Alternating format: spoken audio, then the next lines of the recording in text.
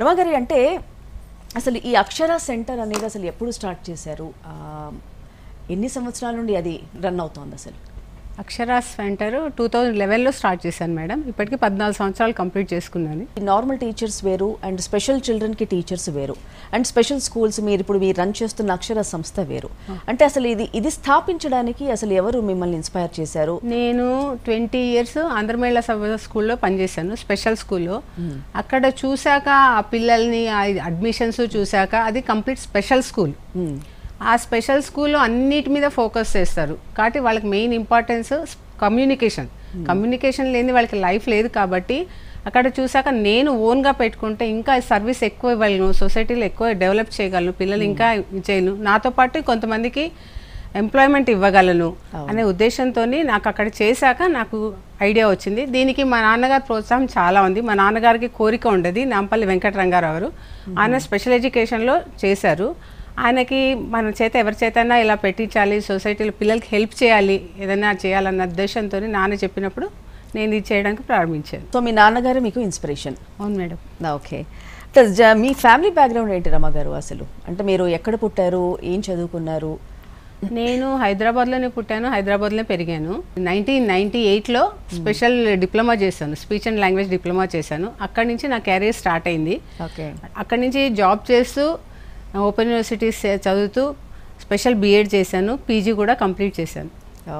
So ఆ తర్వాతనే ఇది స్థాపించాలనే నిర్ణయం మీరు తీసుకున్నారు? ఆ తర్వాత ఆంధ్రమేళ సభలో జాబ్ చేసే టైంలో నాకు ఒక ఐడియా వచ్చింది, ఎందుకు మనము సొంతంగా చేయకూడదు, ఈ పిల్లలకి మనం సర్వీస్ ఎందుకు ఇవ్వకూడదు, మన ద్వారా ఇంకా పిల్లలకి ఇంప్రూవ్మెంట్ ఎక్కువగా ఉంటుంది. అక్కడ చేస్తుంటే అన్ని డిజేబిలిటీస్ అక్కడ కల్ప్ చేస్తారు. Plus that special school only speech మీద ఫోకస్ చేయడానికి ఉండదు.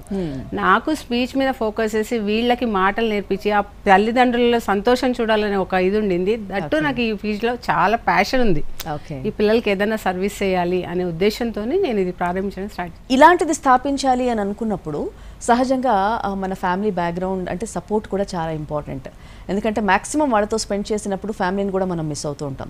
సో అలాంటి సందర్భాల్లో మీ ఫ్యామిలీ సపోర్ట్ ఎలా ఉంది మీకు, మీ వారి కానీ లేదంటే మీ పిల్లల గురించి కానీ? నాకు మా ఫ్యామిలీ సపోర్ట్ చాలా ఉందండి. వాళ్ళ ఎంకరేజ్మెంట్తోనే నేను ఇన్స్టిట్యూట్ ఇంకా డెవలప్ చేస్తున్నాను.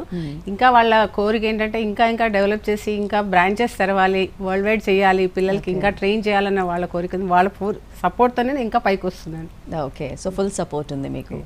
ఓకే. సో ఈ సంస్థకి మీరే సొంతంగా రన్ చేస్తున్నారా, అంటే మీతో పాటు ఎవరైనా ఇంకా సపోర్టింగ్ ఉన్నారా? ఇన్స్టిట్యూట్ అయితే సొంతంగా నేనే రన్ చేస్తున్నాను, కానీ నాకు మా స్టాఫ్ సపోర్ట్ చాలా ఉందండి. చాలా బాగా చేస్తారు నా స్టాఫ్, మంచి స్టాఫ్ ఉన్నారు, మంచి కోఆపరేటెడ్ స్టాఫ్తో నేను రన్ చేయగలుగుతున్నాను. ఓకే.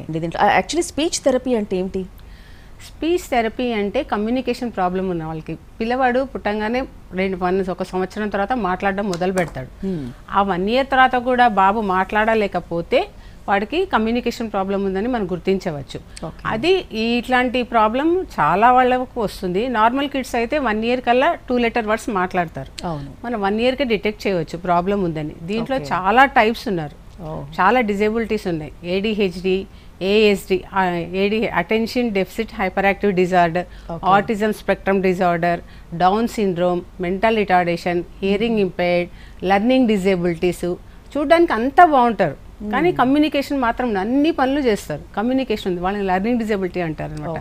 వాళ్ళు కూడా మాట్లాడలేరు, వాళ్ళందరూ కూడా మేము థెరపీ ఇస్తాం. సో ఏ ఏజ్ వాళ్ళు వస్తుంటారు రమగారు యూజువల్లీ? మా దగ్గర 2 సంవత్సరాల నుంచి 10 సంవత్సరాల వరకు తీసుకుంటాను మేడం. అంతవరకు? అంతవరకు. ఓకే. ఆ తర్వాత వాళ్ళకి ఎవరైనా ఉంటే మళ్ళీ వాళ్ళకి స్పెషల్ స్కూల్స్ రికమెండ్ చేస్తాను నేను.